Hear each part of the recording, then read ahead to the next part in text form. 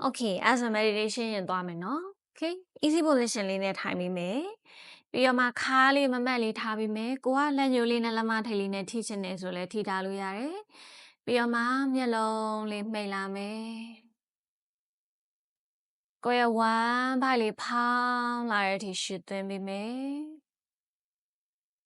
ဝမ်းဘိုက်လေးပြားချက်သွားတဲ့အထိရှုထောက်တယ်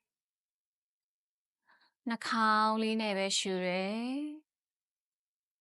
နှာခေါင်းလေးကနေပဲပြန်ထုတ်တယ်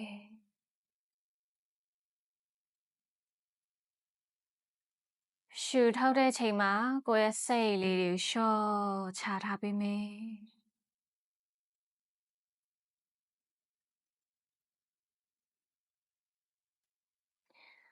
ကိုယ့်ရဲ့စိတ်လေးကိုတည်ငြိမ်အောင်ထားမယ်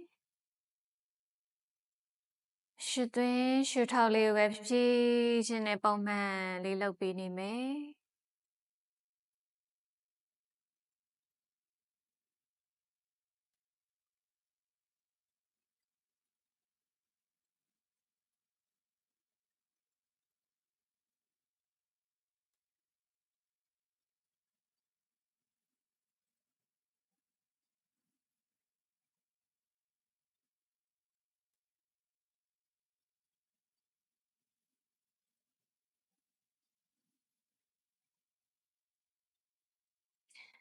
ကိုယ့်ရဲ့စိတ်လေးကတခြားကိစ္စကိုသွားတွေးမိရင်ဆက်ပြီးတော့မတွေးဘူး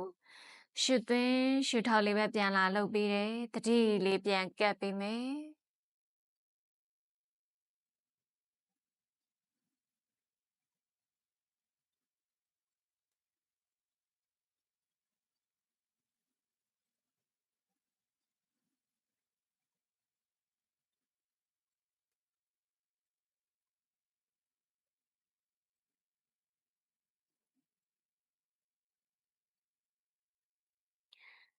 ကိုယ့်ရဲ့စိတ်လေးကတည်ငြိမ်လာပြီဆိုရင်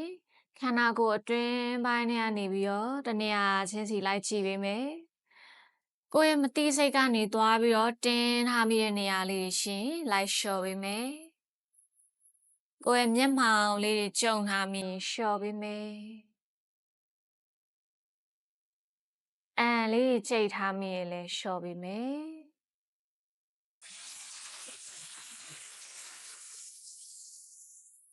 ကိုယ့်ရဲ့ပခုံးလေးတွေလျှော့မယ်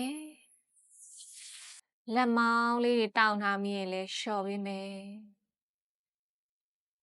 လက်ဖြံလေးတွေလက်ချောင်းထိပ်လေးတွေဒီအကုန်လုံးလျှော့လာပေးမယ်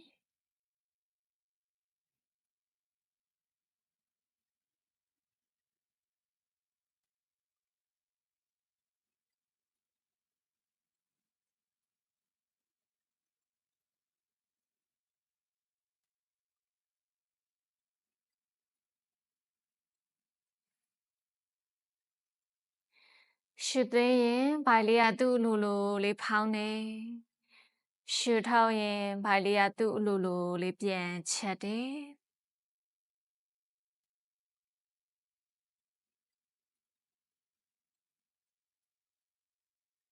ကိုယ့်ရဲ့ဒူးပေါင်တင်မလေးတွေတင်းထားမိလို့ရှိရင်လည်းလျှော့ပေးမယ်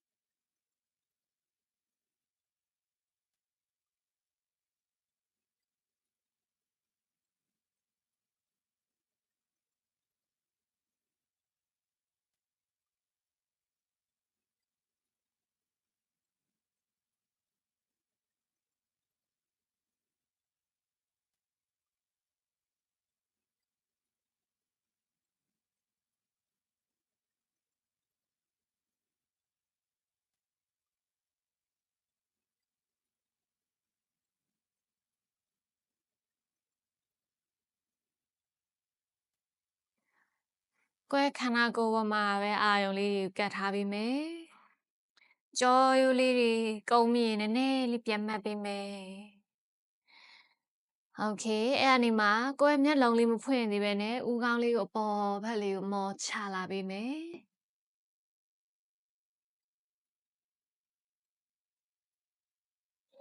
ရှုသွင်းပြီးတော့မှခေါင်းလေးကိုဖြည့်ချင်းလေးပြန်မှတ်တယ်ရှုထောက်ခေါင်းလေးကိုအောက်ဘက်ကိုဖိချလာမယ်ကိုယ့်ရဲ့ရင်ဘတ်နဲ့မေးစီနဲ့ထိတဲ့ဒီအောက်ဘက်ကိုဆွဲကပ်လာမယ်ကိုယ့်ပခုံးလေးနှစ်ဖက်ကိုအောက်ဘက်မှာလျှော့ထားပေးမယ်โอเคရှုသွင်းပြီးတော့မှခေါင်းလေးပြန်မှတ်တယ်ရှုထောက်ခေါင်းလေးကိုညာဘက်ကိုဆောင်းချလာပေးမယ်ကိုယ့်ရဲ့ပခုံးလေးနှစ်ဖက်လုံးအောက်မှာလျှော့ထားတယ်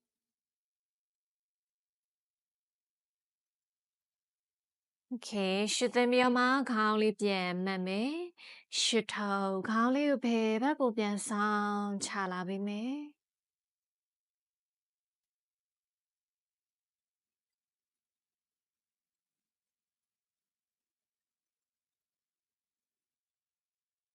โอเคရှုသွင်းပြီးတော့မှခေါင်းလေးဖြည့်ချင်းလေးပြန်မှတ်တယ်မျက်လုံးလေးဖြည့်ချင်းလေးပြန်ဖွင့်ပေးမယ်โอเคအဲ့ဆိုရင်ကိုယ့်လက်လေးနှစ်ဖက်ကိုတစ်ချက်ရှက်ကိုယ့်လက်မလေးနှစ်ဖက်နဲ့မေးစီအောက်ကနေဦးခေါင်းလေးကိုအပေါ်ဘက်ကိုတွန်းပို့လာမယ်ကိုရရင်ရသလားအပေါ်ဘက်မြများလေးတွန်းလာပေးမယ် 5 4 3 2 1ရှုမယ်ဖြည့်ချင်းလေးပြန်မှတ်မယ်ပြီးတော့မှကိုယ့်ခေါင်းနောက်မှာလက်လေးကိုပြန်ထားတထောင်လေးကိုတွင်းဘက်ဆွဲညှင်မယ်အောက်ဘက်ကိုများလေးပြန်ဖိချလာပေးမယ်5ရင်ဘတ်နဲ့မေးစီလေးနဲ့ဆွဲကတ်ထားမယ်နော်4 3 2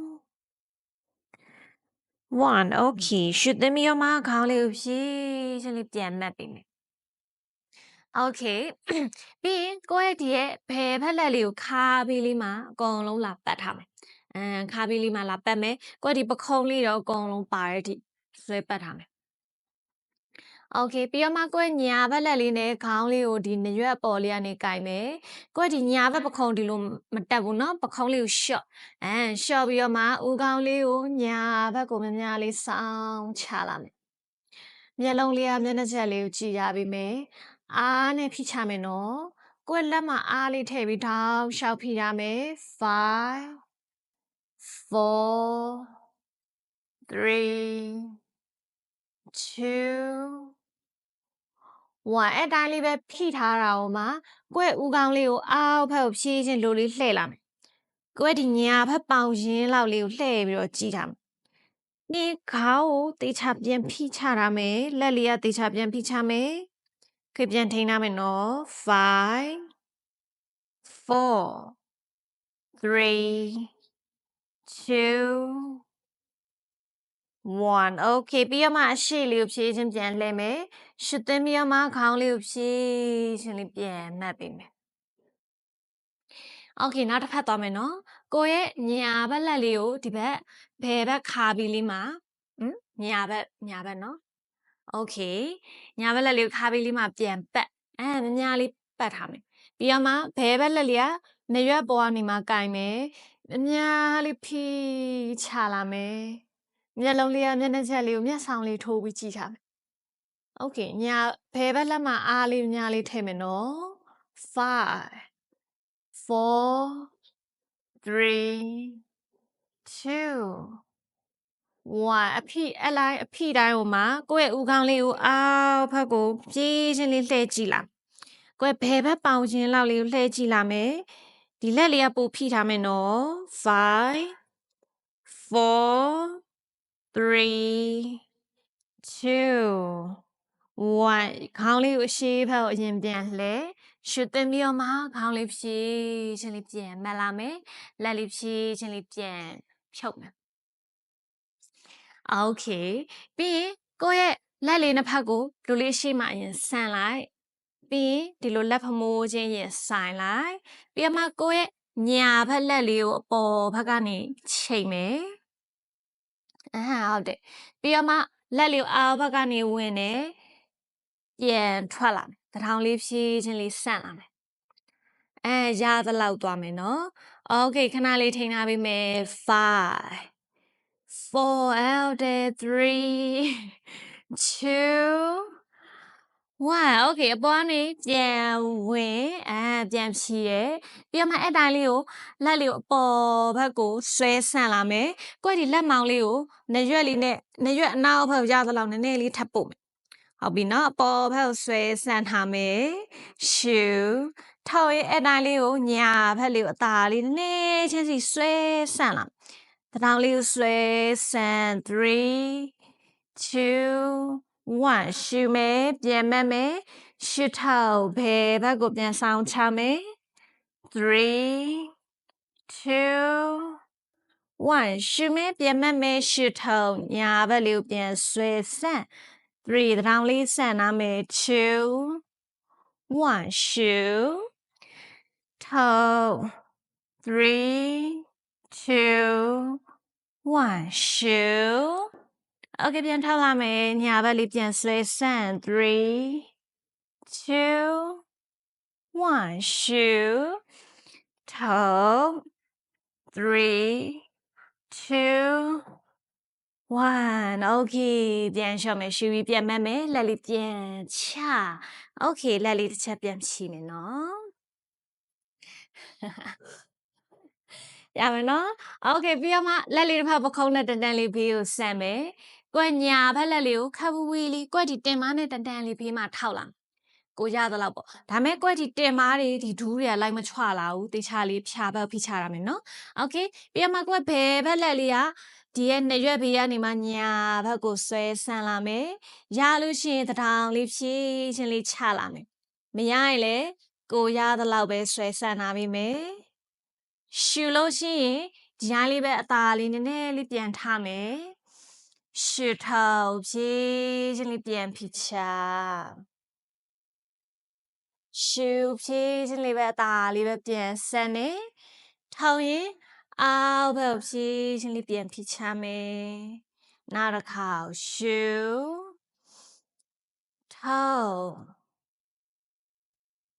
နောက်တစ်ခါရှူထောက် Okay ခဏလေးထိန်းထားမယ်ညလေးဆွဲဆက်မယ်5 4ပခုံးလေးနဲ့လေးဆွဲဖွင့်မယ်မျက်လုံးလေးပေါ်ဖက်ကြည့်မယ်3 2 1ရှူပြီးတော့မှဖြည်းချင်းလေးပြန်မှတ်လာမယ်။ Okay နောက်တစ်ဖက်ဘယ်ဖက်လက်လေးကိုခပ်ဝေးလေးပြန်သွားမယ်။ရှူထောက်တထောင်လေးချလို့ရရင်တထောင်လေးချလာမယ်။ရှူဖြည်းချင်းလေးပြန်လျှော့တယ်။ထောက်ကိုရရင်တထောင်လေးဖြည်းချင်းချဖို့ကြိုးစားမယ်။ပခုံးလေးနဲ့လေးဖွင့်ပေးနော်။ပွားတထောင်လေးဆန့်မယ်။ပွားတထောင်လေးဆန့်ဟုတ်တယ်။ Okay ရှူထောက်ရှူထောက်နောက်တစ်ခါရှူထောက်ပခုံးလေးလျှော့ထားမယ်နော်ရှူထောက်ခဏလေးထိန်းထားပေးမယ်5 4 3 2 1 Okay ရှုသွင်းမြန်မာဖြည်းချင်းလေးပြန်မှတ်မယ်လက်လေးပြန်ချမယ်ရမယ်နော် Okay ပြီးတော့မှကိုယ့်ဒီဘယ်ဘက်လက်လေးကညာဘက်ဒူလေးကိုကင်လာမယ်ညာဘက်လက်လေးကိုကိုယ့်တင်မဆုံရုံနောက်အလေတက်တဲ့လေးမှာထောက်ပေးမယ်ဟုတ်ပြီနော် Okay ပြီးတော့မှအရှိမရှုသွင်းနဲ့ကိုကဆွဲလှည့်လာပြီဆိုရင်ရှုထောက်ပြီးတော့မှဆွဲလှည့်လာမယ်ကိုယ်ဖိုက်တရားလေးရှူထောက်ပြီးတော့မှဆွဲလှည့်လာမယ်ကိုယ်ခါလေးဆန့်ထားပြီးမယ်ဟုတ်ပြီပြီးတော့မှကိုယ်ဒီ1 byte လေးဆွဲချက်ထားပြီးမယ်လက်နှစ်ဖက်အားသုံးပြီးများလေးဆွဲလှည့်ထားမယ်ကိုယ်ဦးခေါင်းလေးတွေပါအနောက်ဘက်လိုက်လှည့်ပြီးမယ်5 4 3 2 1ရှူမယ်ရှေ့ဘက်ပြန်လှည့်လာမယ် ညာဘက်လက်လေးကဘယ်ဘက်ဒူးလေးပြန်ကိုင်းနောက်တစ်ဖက်တစ်ခါလေးပြန်ဆွဲလှည့်ရှူထုတ်ပြီးတော့မှဆွဲလှည့်ကိုယ့်ဦးခေါင်းလေးပါလိုက်လှည့်မယ်နော်ကိုယ့်မေးစီလေးကဒီဘယ်ဘက်ပခုံးလေးနဲ့အပေါ်အောက်တန်းနဲ့လေးဖြစ်အောင်ထိထားပေးမယ် 5 4 3 2 1ရှူမယ်ရှေ့ဘက်ပြန်လှည့်မယ်ရှူထုတ်နောက်တစ်ဖက်ညာဘက်တစ်ခါပြန်ဆွဲလှည့်လာမယ် 5 4 3 2 1ရှူမယ်ရှေ့ဘက်ပြန်လှည့်မယ်ရှူထုတ်ဘယ်ဘက်လေးတစ်ခါလေးတေချာလေးပြန်ဆွဲလှည့်ပေးမယ် 5 4 3 2 1ရှူပြီးတော့မှရှေ့ဘက်လေးကိုပြန်လှည့်လာမယ်လက်လေးပြန်ချโอเคနောက်တစ်ဖက်ပြန်သွားကြည့်မယ်နော်လက်လေးတစ်ဖက်ကိုရှေ့ဘက်မှာပြန်ဆန့်မယ်ပြီးတော့မှလက်ဖမိုးလေးကိုအလဲမှာလာဆိုင်မယ်โอเคဒီခေါက်ကျရင်ဘယ်ဘက်လက်ကိုအပေါ်ဘက်လေးကနေလာချိတ်โอเคလက်ချောင်းလေးတေချာလေးရှက်ထားမယ်ပြီးတော့မှအတွင်းထဲကနေဝင်လာမယ်ဖြည်းချင်းလေးပြန်ထောက်လာမယ်โอเคကိုထက်ရတဲ့နေရာလေးမှာထိန်းထားပြီမယ်โอเคထိန်းထားမယ်နော်5ရပါတယ်4 3 2 1ပြီးတော့မှလက်လေးကိုပေါ်ကနေအောက်ဘက်ကိုပြန်ဖြီလာမယ်โอเคအဲ့တိုင်းလေးမှာအနောက်ဘက်ဒီအပေါ်ဘက်လေးကိုပို့မယ်ကိုနှစ်ရွက်အနောက်ဘက်လေးကိုရသလောက်လေးပို့လာမယ်ရှူသွင်းမယ်ရှူထောက်ရင်ဘယ်ဘက်လေးကိုအရင်လုံးဆောင်ချလာမယ် 3 2 1ရှူထောက်ညာဘက်ပြန်ဆွဲဆန့်လာမယ်3 2 1ရှူပြန်မှတ်မယ်ထောက်လက်လေးပေါ်နည်းနည်းပို့ပါအောင်ထောက်ဘယ်ဘက်3 2 1ရှူโอเคလက်လေးအနောက်နည်းနည်းလေးပို့လိုက်အောင်ခေါင်းလေးလျှော့ရမယ်ညာဘက်ကိုပြန်ပြီးချ3 2 1ရှူမယ်ပြန်မှတ်မယ်ထောက်3 2 1ရှူထောက်မယ်3 2 1ရှူမယ်ပြန်မှတ်လာမယ်โอเคပြီးတော့မှလက်လေးပြန်ချလက်လေးပြန်ဖြီလာမယ်ရမယ်နော်โอเคလက်လေးတစ်ဖက်ပခုံးနဲ့တနန်းလေးဘေးမှာပြန်ဆက်မယ်ညာဘက်လက်လေးကိုတင်မနဲ့တနန်းလေးဘေးကိုဝေးဝေးလေးပြန်ထောက်โอเคဘယ်ဘက်လက်လေးကနှစ်ရွက်ဘေးကိုလာကပ်မယ်ရရင်ဖြည်းချင်းလေးတထောင်ချလာဖို့ကြိုးစားမယ်ရှူဖြည်းချင်းနည်းလေးပြန်မှတ်တယ်ထောက်ရင်ပြန်ဖိချရှူထောက်ရှူဖြည်းချင်းလေးပဲနည်းလေးပြန်မှတ်မယ်ထောက်နောက်တစ်ခေါက်ရှူထောက်ခဏဆုံးတစ်ခေါက်ရှူ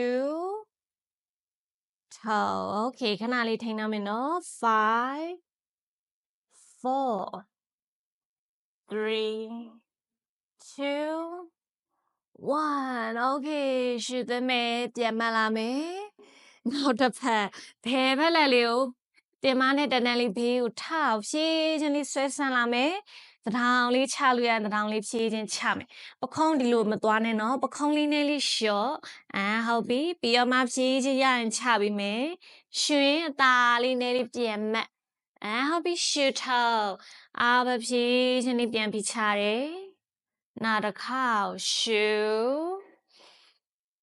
ထောက်နောက်တစ်ခေါက်ရှူထောက်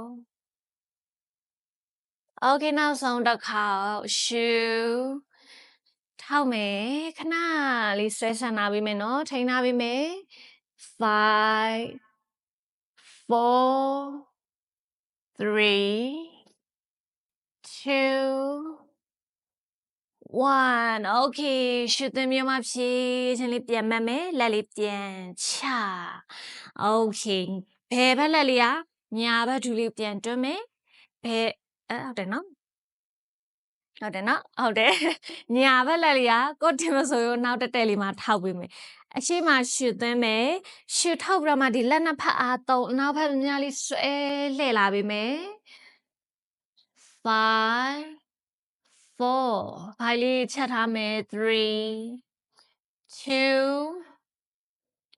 1 okay ရှုသွင်းနေရှေ့ဘက်လေးပြန်လှည့်ရှုထောက်ရင်နောက်တစ်ဖက်တစ်ခါလေးပြန်ဆွဲလှည့်မယ်ရမယ်နော်5 4ဦးခေါင်းလေးပါလိုက်လှည့်ပေးမယ်3 2 1ရှုရှေ့ဘက်ပြန်လှည့်တယ်ထောက်ညာဘက်တစ်ခါလေးပြန်ဆွဲလှည့်လာမယ်5 4 3 2 1ရှုမယ်ရှေ့ဘက်ပြန်လှည့်ရှုထောက်ဘယ်ဘက်ပြန်ဆွဲလှည့်လာမယ်5 4 3 2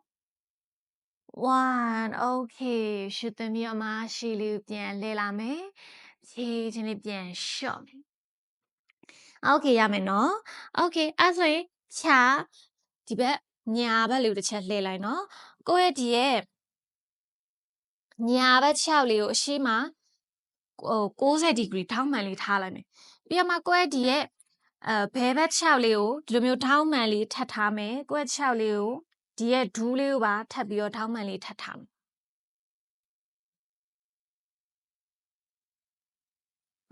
ဟုတ်တယ်ရလားဒီရောရလားရမယ်နော် okay ကိုယ့်ရဲ့ဒီရှေ့ခြေချောင်းလေးကိုရရင်ကော်ထားပေးမယ်ရှေ့ခြေချောင်းလေးရရင်ကော်ထားပေးမယ်ပြီးတော့မှဒီအရှိတတဲ့လေးမှာလက်လေးကိုဖြည်းချင်းထောက်လာမယ်နေချင်းထောက်မယ်ကိုယ်ဖြည်းချင်းထက်ရရင်တထောင်လေးချလို့ရရင်တထောင်လေးဖြည်းချင်းလေးချမယ်ဟုတ်ပြီပခုံးလေးကိုပေါ်ဘက်တွန်းထားမယ်အဲ့တိုင်းလေးခဏလေးထိန်းထားပေးမယ်နော်5 4ရှုသွင်းရှုထောက်လေးဖြည်းချင်းလေးလုပ်ပေးမယ်3 2 1 okay ပြီးတော့မှဖြည်းချင်းလေးပြန်လျှော်လာမယ် okay အဲ့တိုင်းလေးဘက်6ကိုမရွေ့တော့ဘူးเนาะကွဲ6လေးကိုထောင်လာမယ်ပြီးတော့မှတစ်ခါတည်းဘယ်ဘက်ကိုပြန်ဆွဲလှည့်လာမယ် okay ရမယ်เนาะပြီးတော့မှကိုယ့်ဒီဘယ်ဘက်ခြေချောင်းထိပ်လေးကိုကော့ထားပေးမယ်ဟုတ်ညာဘက်ခြေချောင်းထိပ်ညာဘက်ခြေချောင်းထိပ်လေးကော်ထားပေးမယ်ပြီးတော့မှအရှိမလက်လေးချဖြည်းချင်းရလာရင်တထောင်လေးပါဖြည်းချင်းလေးချလာမယ်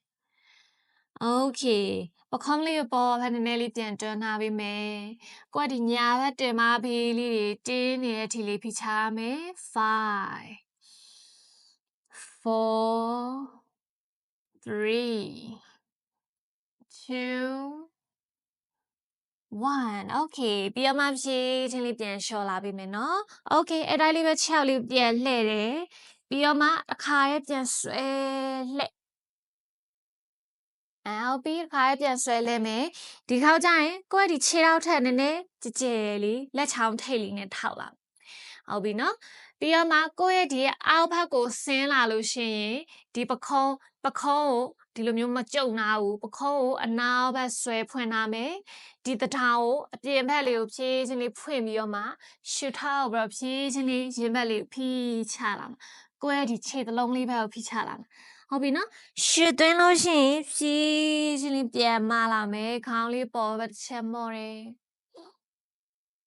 ရှုထောက်ရင်ရင်ဘက်လေးကိုဖြည်းချင်းလေးဖိချရင်ဘက်လေးဖွင့်ပြီးတော့မှဖိချမယ်နော်တထောင်အပြင်ဘက်ပို့မယ်တထောင်အပြင်ဘက်Okay ရှုဖြည်းချင်းလေးပြန်မလာမယ်ခေါင်းလေးပေါ်ဘက်ပြန်မော့တယ်ရှုထောက်ဖြည်းချင်းလေးရင်ဘက်လေးကိုပြန်ဖိချ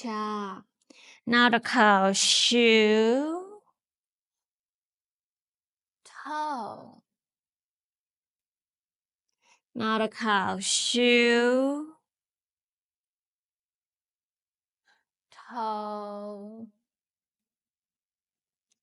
ခေနောက်ဆုံးတစ်ခါ shoe toe Okay ပြီးတော့မှ shoe သွင်းပြီးတော့မှပြန်ပြီးတော့မှရင်ဘတ်လေးကိုမှားလာမယ် Okay ပြီးလက်လေးကိုသားလေးပြန်ချွတ်ပြန်ဖြုံးမယ်ပြီးတော့မှကွက်ဒီ6လေးကိုရှေ့ဘက်ပြန်လှည့်လာမယ်ပြီးတော့မှညာဘက်ကိုပြန်ဆွဲလှည့်ရမယ်နော် Okay ခုနအတိုင်းပဲကိုယ့်ရဲ့ဒီရဲ့ခြေထောက်ဒီဒူးနဲ့ခြေထောက်ထက်နည်းနည်းကြဲလေးမှာထောက်မယ်ကိုယ့်ဒီလက်ချောင်းထိပ်မှာအရင်အားမထည့်ဘူးเนาะကိုယ့်ဒီရဲ့ခန္ဓာကိုယ်ဒီအပေါ်ပိုင်းအားလေးထည့်ပေးမယ်နော်ကိုယ့်ဘိုက်အားလေးနဲ့ထိန်ပြီးတော့မှအောက်ဘက်ကိုရှူထောက်ပြီးတော့ဆင်းနေဟုတ်တယ်ရှူသွင်းလို့ရှိရင်ဖြည်းချင်းလေးခန္ဓာကိုယ်လေးကိုပြန်မှတ်လာမယ်ပခုံးလေးကိုနောက်ဘက်ကိုတွန်းထားမယ်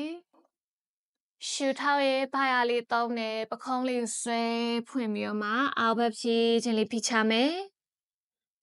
Okay ရှူသွင်းဖြည်းချင်းပြန်ပြီးတော့အပေါ်ဘက်ကိုပြန်တွန်းလာမယ်ရှူထောက်ပြန်ရှူသွင်းလာမယ်ရှူထောက်ပြန်ရှူသွင်းခေနောက်ဆုံးတစ်ခါရှူထောက်တယ်Okay ဖြည်းချင်းလေးပြန်ရှူသွင်းမယ်Okay ပြီးတော့မှပြန်လျှော်လာမယ်ခြေောက်လေးကိုရှေ့ဘက်ကိုပြန်တဲ့ Okay ပြီးတော့မှခြေောက်လေးပြန်လျှော်မယ်ဒီဘက်လှည့်လိုက်နော်ရှာမနဲ့တစ်ဖက်ထဲလောက်ထားလား Okay ခြေပွားလေးနှစ်ဖက်တစ်ချက်ဘူးပြီးခြေောက်လေးကိုယ့်ဘက်ကိုရသလောက်လေးဆွဲကပ်မယ်နော်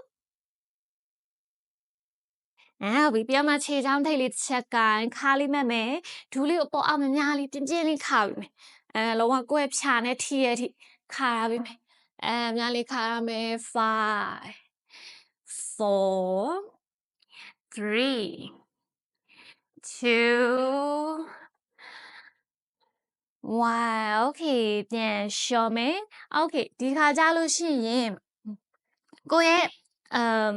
ညာဘက်6လေးနော်ညာဘက်6လေးကိုရှေ့မှာထားလိုက်ကိုယ့်ဒီဖြာထိပ်လေးမှာနည်းလေးနေပြီဖြာထိပ်လေးမှာနေမယ်ညာဘက်6လေးကိုရှေ့ဘက်မှာထားတယ်ကိုယ့်ဒီဘယ်ဘက်6ကိုခုနလိုပဲအနောက်ဘက်လေးကိုပို့တယ်ဟုတ်ပြီအနောက်ဘက်ပို့တော့မှထပ်ပြီးတော့မှအနောက်ဘက်ကိုထပ်ပို့မယ်โอเคရလားအနီရွက်တင်မအောင်မှာဟော့တုံးလေးခံမိမယ်အကယ်၍ကိုကဒီမှာဒီလိုမျိုးတဲလို့မရဘူးဒီလောက်ဖြစ်နေဆိုရင်ဒီဘက်ညာဘက်တင်မအောင်မှာဖော့တုံးလေးတိချာလေးလာခုပေးနော်ရလားဖော့တုံး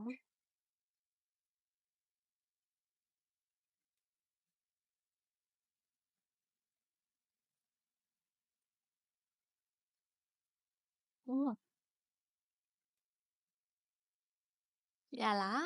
ဖော်တော့အနောက်နည်းနည်းလေးထပ်ဆုပ်လိုက်ဒီဘက်တင်မဖေးလေးမှာတိချာလေးထောက်โอเคလာပြီနော်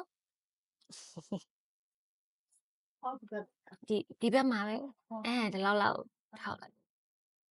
ရော့โอเคအဲ့လောက်စီရပြီလားနော်ရမယ်နော်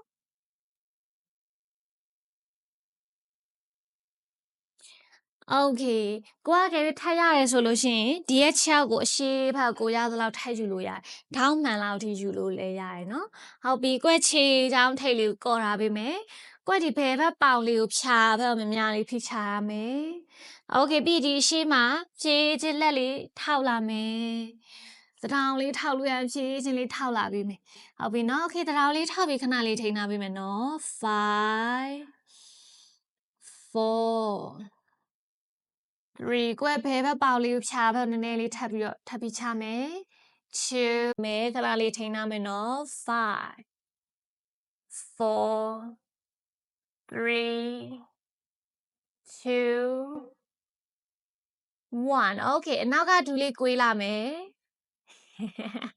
လာမယ်နော်အနောက်ကဒီလေးကိုယ်ပြမှာခြေထိတ်လေးကင်ပြီးတော့ကိုရရင်ကိုယ့်ဒီခြေဖနှောက်လေးကိုတင်ပါပေါ့လေးတော့ตาလေးဖိချလာမှာဟုတ်ပြီလာခဲ့မယ်နော်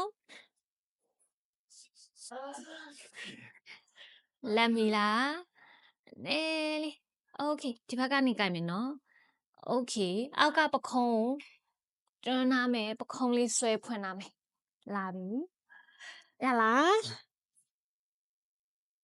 တောင်းအဲ့ဆိုလက်ပဲထောက်ကြည့်အဲ့လိုလားโอเคရပါတယ်ဟိုတစ်ဘက်ကတော့လာရတာယူနားရလားနည်းနည်းလေးဖိချမယ်โอเคခဏလေးထိန်းထားမယ်နော်ထိန်းထားမယ်โอเคမရီလုတ်ပြီးလိုက်အောင်မယ်နော်လက်လေးဒီဘက်လေးကနေကင်ပြီးနော်အမပခုံးလေးဆွဲဖွင့်ဒီဘက်ပခုံးလေးနည်းလေးဆွဲဖွင့်တင်မဘောဖိချဟုတ်တယ်လာပြီအနေယူကလာလုတ်ပေးမယ်နော်โอเคထိန်းအောင်မယ်နော်ထိန်းထားမယ်ဖိချရမယ်ပခုံးလေးတွန်းထားပေးမယ်ပခုံးလေးတွန်းထားပေးမယ်โอเคခဏလေးထိန်းအောင်မယ်5 4ပြေးချင်းမဲ့သွားနော်ဒီဘက်လေးကိုနည်းလေးထောက်ပခုံးလေးဒီဘက်ဆွဲဖွင့်ပေးကြည့်ဒီဘက်နည်းနည်းလှည့်ကြည့်3လက်လေးကိုဒီဘက်လှည့်ပေး2လက်ကလူလှည့်လို့ရလား1 okay ပြီးဖြည်းချင်းလေးပြန်ရှော့မယ်ရလားရတယ်နော် okay 6လေးပြန်ရှော့6လေးပြန်ရှော့နောက်က6လေးရှေ့ဘက်ကိုပြန်ယူokay ပြီးရင် butterfly နဲ့နည်းနည်းလေးပြန်ခါပြီးမယ်ဟုတ်ပြီ5 4 3 2 1 okay နောက်တစ်ဖက်သွားကြည့်မယ်နော် fighting okay ဘယ်ဘက်6လေးရှေ့ဘက်မှာထားမယ်ညာဘက်6လေးခုနလိုမျိုးအနောက်ဘက်ကိုအရင်ပို့ပြီးတော့မှဖြည်းချင်းထပ်ပြီးတော့မှအနောက်ဘက်ဒီထပ်ပို့ okay ကိုယ်အတွက်အရန်တင်းနေတယ်လိုမျိုးဖြစ်နေရဆိုရင်ကိုယ့်ဒီဘယ်ဘက်ဒီဘက်တင်မဒီဘက်ပေါင်နာလောက်ဒီတေချာလေးခုထားပြီမယ်ကိုယ်တိုင်နဲ့တတောင်းတတာဖြစ်တဲ့နေထားလောက်ထိခုထားပြီမယ်နော်โอเคကိုယ့်ဒီညာဘက်ပေါင်လေးကိုဖြာဘက်ကိုဖိချမယ်နည်းနည်းလေးဆွဲတဲ့ပြီနော်ရရင်ဒီအရှိ6လေးကိုရှေ့ဘက်ဒီထပ်ယူခြေချောင်းထိတ်လေးကော့မယ်โอเคပြီးတော့မှရှေ့မှာတထောင်လေးဖြည်းချင်းလေးချလာမယ်ဟုတ်တယ်ပခုံးလေးပေါ်ဘက်တွန်းထားမယ်ခေါင်းကဒီလိုအောက်ရဲမငုံထားဘူးနည်းနည်းလေးပြန်ပြီးတော့မှမှတ်ထားပေးမယ်ဒီအရှိနာလောက်လေးကိုကြည့်ထားပေးနော်5 4 11လေးရှော့ရမယ်3 2 1 okay ပြီးလို့ရှိရင်ကိုယ်ညာဘက်လက်လေးနော်ညာဘက်လက်လေးကိုတထောင်လေးကိုထောက်မှန်လေးထောက်ညာဘက်နော်ဟုတ်ပြီညာဘက်လေးကိုထောက်ပြီးတော့မှရှစ်သွင်းမယ်ဘယ်ဘက်လက်လေးကိုအနောက်ဘက်ကိုဆွဲဖွင့်ကိုယ်ညာဘက်ပခုံးအပေါ်ဘက်တွန်းထားမယ်အနောက်ဘက်လိုက်ကြည့်ရမယ်နော်5 4 3 2 1 okay ပြီးတော့မှနောက်ကခြေထိတ်လေးကိုလှမ်းဆွဲမယ်တင်မပေါ်ဖိချမယ် okay နည်းနည်းကြာလေးထိမ့်မယ်နော်လက်လေးကိုပခုံးလေးကိုဆွဲဖွင့်ပေးကြည့်ဒီဘက်လေးကိုဖွင့်နော်မိပါတယ်ဟုတ်ပြီခုံးလေးဆွဲဖွင့်ဟုတ်တယ်လာပြီဒီဘက်ကနေလာ okay နည်းနည်းလေးခုံးလေးဆွဲဖွင့်မရရင်လက်ထောက်ချင်လေးရတယ်ဟုတ်ပြီနော်နားလေးထိန်းအောင်မယ်5 4လက်ကိုအလိုမသွားနဲ့နော်ဒီဘက်လေးကိုလှည့်ပြီး3 2 မိပြီ1 okay ဖြည်းချင်းလေးပြန်ရှော့ဖြည်းချင်းလေးရှော့okay ပြီးရင်6လေးပြန်ခါပေးမယ်နော်6လေးပြန်ခါ ဟုတ်ပြီโอเคခြေဖွားလေးပြန်ပူโอเคဒူးလေးကိုပေါ်အောက်လေးပြင်းလေးပြန်ခါပေးမယ်5 4 3 2 1โอเคပြင်းပြန်လျှော့မယ်နော်โอเคဖြာမှာလှဲအိတ်မယ်ဟုတ်ပြီလှဲအိတ်ရပြီနော်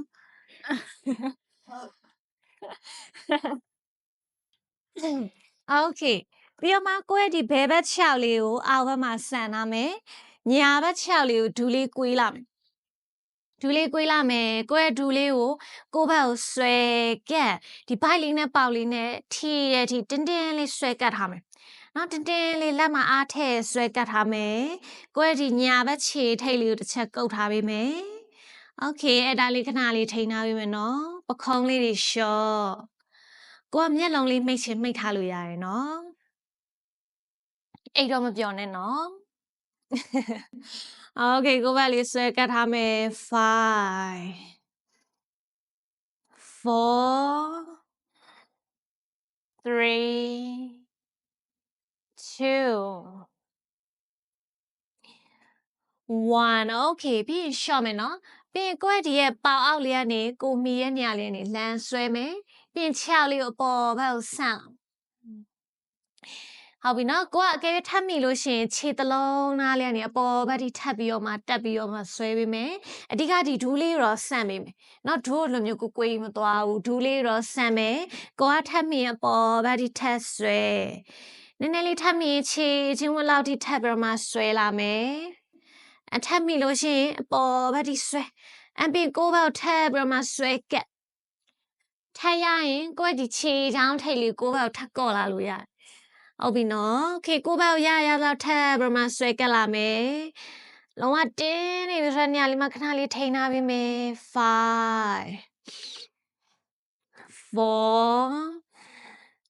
3 2နည်းနည်းလေးထပ်ဆွဲကက်မယ်1ပြီးရင်ကိုယ့်ရဲ့ဒီပေါင်ရင်းလေးကနေပြန်ဆွဲမယ်ခြေောက်လေးနည်းနည်းလေးပြန်ကွေးလာပြီးတော့မှရှူသွင်းလို့ရှိရင်ကိုယ့်ခြေချင်းဝတ်လေးကိုကော်ပေးမယ်ကိုယ့်ဒီဘိုက်လေးနဲ့ပေါင်လေးနဲ့ကိုရသလောက်တော့ဆွဲကတ်ထားမယ်ဟုတ်ပြီနော်ရှူထောက်ရင်ခြေထိတ်လေးကိုပြန်ကော့ရှူရင်ခြေချင်းဝတ်လေးကိုပြန်ကော့တယ်ရှူထောက်ရင်ခြေချင်းဝတ်လေးပြန်ကုတ်တယ်ခြေချောင်းထိတ်လေးပြန်ကော့ရှူထောက်ရှူထောက်ရှူโอเคပြန်လျှော့မယ်နော်ကိုယ့်ရဲ့ဒူးလေးကိုตาလေးပြန်ကွေ့ကိုယ့်ညာဘက်လက်ကိုပခုံးနဲ့တန်းတန်းလေးဘေးမှာဆန်လာမယ်ပြီးတော့မှဒီဘယ်ဘက်လက်လေးကဒီညာဘက်ဒူးကိုဒီဘက်ညာဘက်လေးကနေကင်ပြီးတော့မှဒီဒူးလေးကိုဖြည်းချင်းလေးဘယ်ဘက်ကိုဖိချလာမယ်ဖိချလာရင်ကိုယ့်ဒီညာဘက်ပခုံးကဒီဖြားနေပြီးတော့မလွတ်သွားစေနဲ့နော်ဖြားနေမချွလာစေနဲ့ခေါင်းလေးကိုညာဘက်ကိုလှည့်တယ်ပြီးတော့မှကိုယ့်ရဲ့ဒီဒူးလေးကိုဖြည်းချင်းလေးဘယ်ဘက်ကိုရသလောက်ဖြည်းချင်းလေးထပ်ပြီးချလာမယ်ကိုယ့်ညာဘက်ပခုံးလေးကလည်းဖြားနေမလွတ်သွားစေနဲ့โอเคဖြည်းချင်းလေးဖိချရပြီမယ်โอเคအဲ့ဒါလေးခဏလေးထိန်းထားပြီးမယ်နော်5 4 3 2 1 โอเคပြီးတော့မှဖြည်းချင်းလေးပြန်လျှော့โอเคညာဘက်6လေးအောက်ဘက်ပြန်ဆန်မယ်နော်โอเคအဲ့ဆိုရင်ဘဲဘက်ဒူးလေးပြန်ကွေးမယ်ကိုယ့်ဘက်မများလေးပြန်ဆွဲကက်ဘိုက်လေးနဲ့ပေါင်လေးနဲ့ထီရဲ့ဒီလုံးဝတင်းတင်းကြပ်ကြပ်လေးဆွဲကတ်ထားမယ်ခြေထိတ်လေးကုတ်ထားမယ်နော်โอเคဒါလေးခဏလေးထိန်းထားမယ်5 4 3 2 1 โอเคပြီးတော့မှကိုယ့်ရဲ့ပေါင်နောက်လေးကနေပြန်လန်းဆွဲမယ်လက်လေးကိုရှက်ပြီးတော့မှပေါင်နောက်လေးကနေလန်းဆွဲမယ်โอเคကိုယ့်ဘက်ရလောက်နေနဲ့ဆွဲထားမယ်ဒူးလေးကိုဖြည်းချင်းလေးဆန့်ထုတ်လာမယ်ဟုတ်ပြီကိုကထပ်မိရပေါ်ဘက်ထိထပ်ဆွဲထပ်မိခြေချင်းဝက်လေးထိဆွဲမယ်ကိုယ့်ဘက်ကိုရသလောက်မများလေးကဲဆွဲကဲလာပြီမယ်ဟုတ်ပြီတင်းနေရဒီကတ်ထားမယ်ခဏလေးထိန်းထားပြီမယ်နော် စိတ်လေးလျှော့ထားမယ်5ကိုယ့်ရဲ့ဒီတစ်ခါကိုအောက်လေးတွေရောဒီခြေအောက်တစ်ခြားလုံးတင်းနေတဲ့ဒီဆွဲကတ်ထားပြီးမယ်4 3 2ပခုံးလေးလျှော့ထားမယ်1 okay ပြန်လျှော့မယ်နော်ကိုယ့်ရဲ့ဒီပေါင်နောက်လေးကနေပြန်လှမ်းဆွဲမယ်ခြေလေးနည်းနည်းလေးပြန်ကွေးမယ်ကိုယ့်ရဲ့ဘိုင်းနဲ့ပေါင်နဲ့ကိုတေချာလေးပြန်ဆွဲကတ်ထားမယ်ရွှင်ခြေချင်းဝက်လေးကော့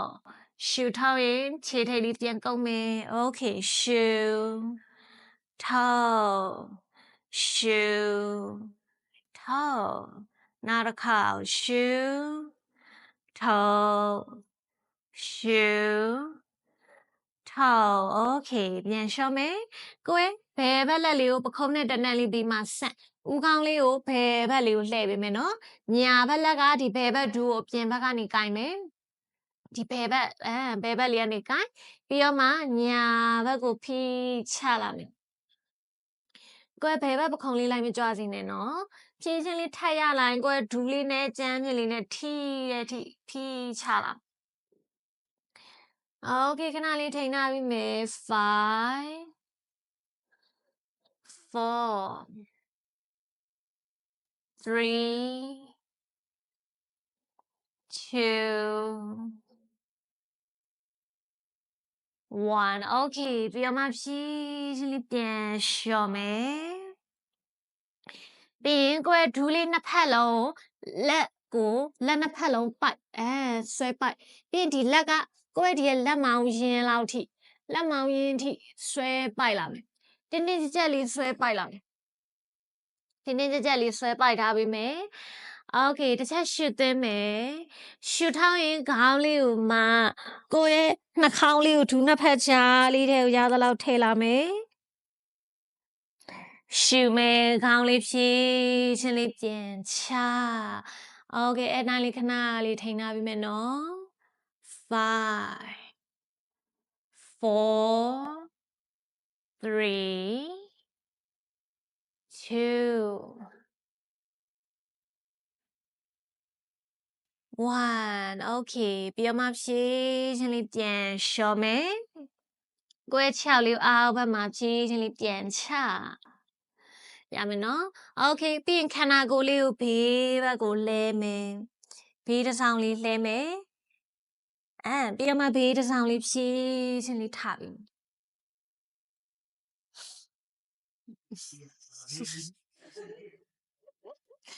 Okay အဲ့ဒါဆို Okay နားလို့ရပါပြီ Namaste